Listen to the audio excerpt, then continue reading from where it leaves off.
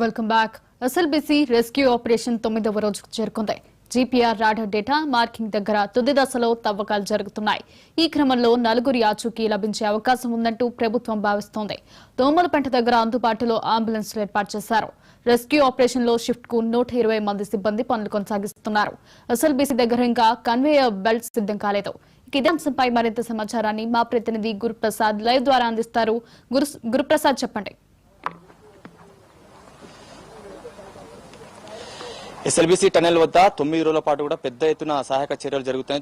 9 బృందాలు కూడా రంగంలో దిగాయి. అయినప్పటికీ కూడా ఆ 8 మంది కార్మికులు ఇంకా బయటికి తీసుకురాలని పరిస్థితి కనిపిస్తుంది. పెద్ద ఎత్తున కూడా ఇవాళ సీఎం రేవంత్ రెడ్డి కూడా ఇవాళ సాయంత్రం సొరంగానికి చేరుకుంటారు. ప్రజెంట్ గా మనతో పాటు అచ్చంపేట ఎమ్మెల్యే వంశీకృష్ణ గారిని అడిగి తెలుసుకుందాం. ఏం సార్ ప్రాసెస్ అయింది? 9 రోజులు గడిచిపోయింది, ఎలా చూడొచ్చు? ఈ సంఘటన జరగటం అత్యంత బాధాకరం. ఇది 9వ రోజు. మరి ఈ సంఘటన జరిగిన వెంటనే సంబంధిత మంత్రివర్యులు పెద్దలు ఉత్తమ్ కుమార్ రెడ్డి గారు, వారితో పాటు జూపల్లి కృష్ణారావు గారు కూడా వెంటనే స్పందించి ఇక్కడ రావడం జరిగింది. సరే, ఏది ఏమైనా ఈ రాష్ట్ర ముఖ్యమంత్రి పెద్దలు గౌరవనీయులు రేవంత్ రెడ్డి గారు అది ఫస్ట్ అవర్ నుంచి కూడా అందరినీ మినిట్ టు మినిట్ మానిటర్ చేస్తూ అందరు ఎక్స్పర్ట్స్ ను పిలిపియడం, అదేవిధంగా వాళ్ళతో మాట్లాడటం ఇవన్నీ జరుగుతూ ఉన్నాయి.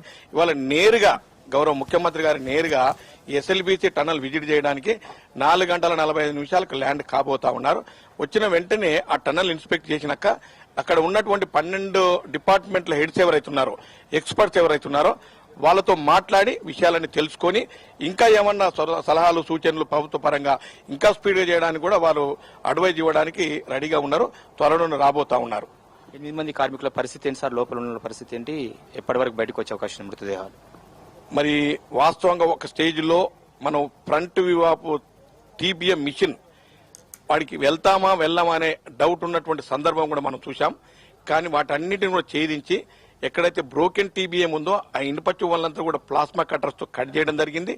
తర్వాత డీవాటరింగ్ కూడా పూర్తి స్థాయిలో జరుగుతూ ఉంది. ఇదే కాకుండా కన్వేయర్ బెల్ట్ కూడా రిపేర్స్ అవుతా ఉంది. ఇది అన్నిటికి మించి ర్యాట్ మైనర్స్ అక్కడ ఈ రాడార్ సహాయంతో బాడీలు ఎక్కడెక్కడ ఉన్నామని గుర్తించి అక్కడే ఒక హోల్ లాంటిది పెట్టి అక్కడ బాడీలు తీసుకురావడం కోసం ముమ్మర ప్రయత్నాలు జరుగుతూ ఉన్నాయి.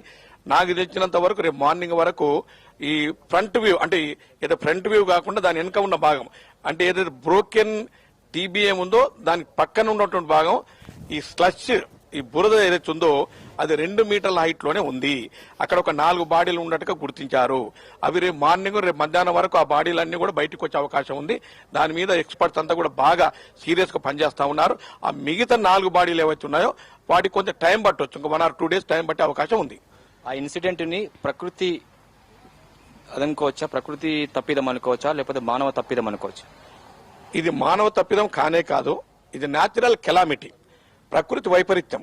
అది సడన్ గా ఈ ఏదైతే మన లీకేజ్ దాని ఏమంటారంటే సీపేజ్, ఈ సీపేజ్ వాటర్ సడన్ గా పెరిగింది. దానికి కారణం ఏమై ఉంటుందంటే ఈ భూమి పొరలలో ప్యాకెట్స్, వాటర్ ప్యాకెట్స్ ఉంటాయి. ఏదైనా వాటర్ ప్యాకెట్ తగిలినప్పుడు న్యాచురల్ గా ఆ గష్ ఏదైతే ఆ వాటర్ వచ్చి మడ్లో కలిసి బురద పామై సడన్ కొలాప్స్ అయింది. This is the natural calamity, it's not a man made mistake. కాబట్టి దీన్ని కొంతమంది ప్రతిపక్ష నేతలందరూ ప్రభుత్వ వైఫల్యం వలన జరిగింది, ప్రభుత్వం పట్టించుకోవట్లేదు రకరకాలుగా మాట్లాడుతున్నారు. వాళ్ళదంతా పొలిటికల్ డ్రామా తప్ప ఇంకోటి కాదు.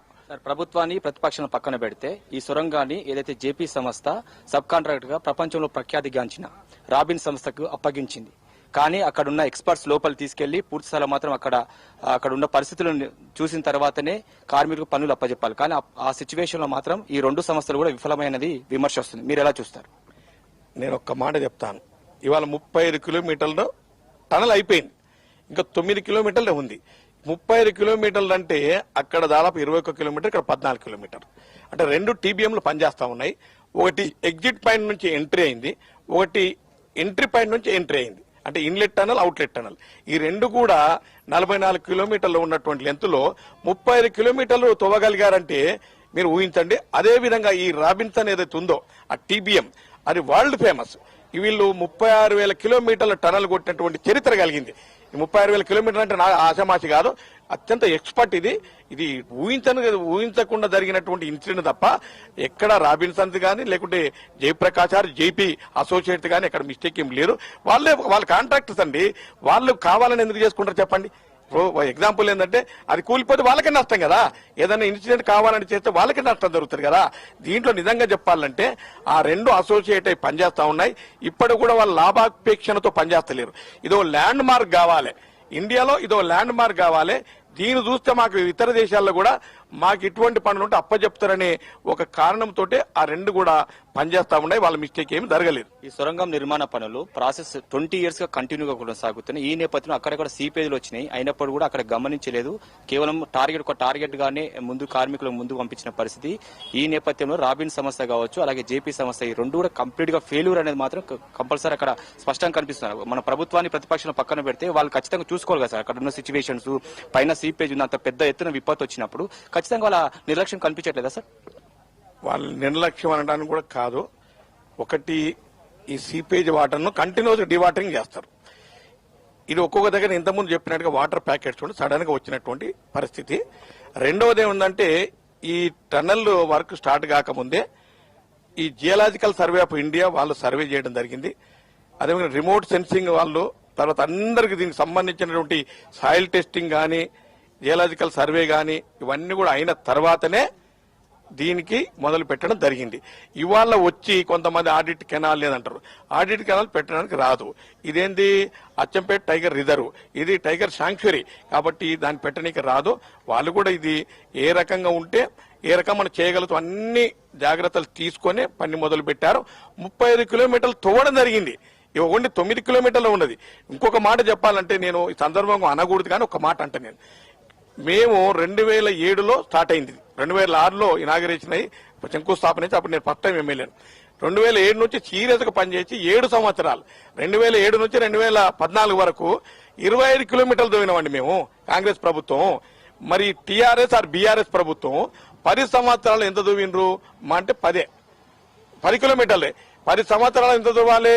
ఈ పాటి కంప్లీట్ అయి ఉండేది. కేవలం కావాలని చెప్పి దీన్ని నెగ్లెక్ట్ చేసి ఇది ఏదో రకంగా ప్రభుత్వాన్ని బ్లేమ్ చేయాలని చూస్తున్నారు తప్ప మరొకటి కాదు. ఇక్కడ ఎవరి మిస్టేక్ లేదు, మ్యాన్-మేడ్ మిస్టేక్ లేదు. ఇట్స్ ప్యూర్లీ న్యాచురల్ కెలామిటీ, ప్రకృతి వైపరీత్యం తప్ప మరొకటి కాదు. ఫైనల్ గా కార్మికులకు ఏం భరోసా ఇస్తారు? ప్రభుత్వం తరఫున కావచ్చు, సంస్థలు కావచ్చు, మీరు ఏం భరోసా కల్పిస్తారు సార్? ఇది వాళ్ళు unfortunate, I'm very sorry to say, వాళ్ళైతే బతుకునే అవకాశం లేదు. వాళ్ళను కొంత డీకంపోజ్ అయి ఉంటుంది బాడీస్, వాళ్ళు ఇంటాక్ట్ గా బయటికి తీసుకొచ్చి ఆ పిఎంఈ గానీ అదే కెమికల్ ట్రీట్మెంట్ కానీ అన్ని చేసిన తర్వాత వాళ్ళకి బాడీని హ్యాండ్ ఓవర్ చేయడం జరుగుతుంది. వాళ్లకు JP company, Jayaprakash company or Robinson company ఇవన్నీ కూడా ఇన్సూరెన్స్ చేశారండి. ఆ ఇన్సూరెన్స్ ఫైనాన్షియల్ సపోర్ట్ ఉంటుంది. ఇదే కాకుండా జయప్రకాష్ అసోసియేట్స్ కూడా వాళ్ళు కూడా ఫైనాన్షియల్ సపోర్ట్ చేయడానికి సిద్ధంగా ఉన్నారు. దీనికి మించి ఈ రాష్ట్ర ముఖ్యమంత్రి పెద్దలు గౌరవనీయులు నల్లమల్ల ముద్దుబిడ్డ పెద్దలు రేవంత్ రెడ్డి గారు వారు ఫైనాన్షియల్ సపోర్ట్ చేయడానికి సిద్ధంగా ఉన్నారు. ఆ కుటుంబాలను అన్ని రకాలు ఆదుకోవడానికి ప్రభుత్వం ముందుకొస్తుంది. మొత్తానికైతే ఇది ప్రకృతి ప్రమాదం అని చెప్తున్నారు. ఇక్కడ మానవ తప్పిదం లేదు, ఖచ్చితంగా అన్ని చర్యలు తీసుకున్నారు. అలాగే సంస్థలు కూడా చర్యలు తీసుకుని, కాకపోతే ఆ ప్రకృతి ప్రభావం వల్లనే, ఆ ప్రకృతి విపత్తి వల్లనే ఈ ఇన్సిడెంట్ జరిగింది. ఖచ్చితంగా ఏదైతే కార్మికులను వీళ్ళని త్వరగా బయటకు తీసుకొస్తాం, అదేవిధంగా సేమ్ టైం వాళ్ళకు పారితోషికం కూడా అలాగే నష్టపరిహారం కూడా చెల్లించేస్తామని చెప్తున్నారు. ప్రభుత్వం తరఫున కావచ్చు, లేదా సంస్థల తరఫున కూడా పెద్ద ఎత్తున కూడా వాళ్ళకి కుటుంబాలకు కూడా భరోసా కల్పిస్తాం, ఖచ్చితంగా ఇంటికో ఉద్యోగం కల్పించే విధంగా కూడా మేము చూస్తామని చెప్పేసి అచ్చంపేట ఎమ్మెల్యే వంశీకృష్ణ గారు చెప్తున్నారు. థాంక్యూ గురుప్రసాద్.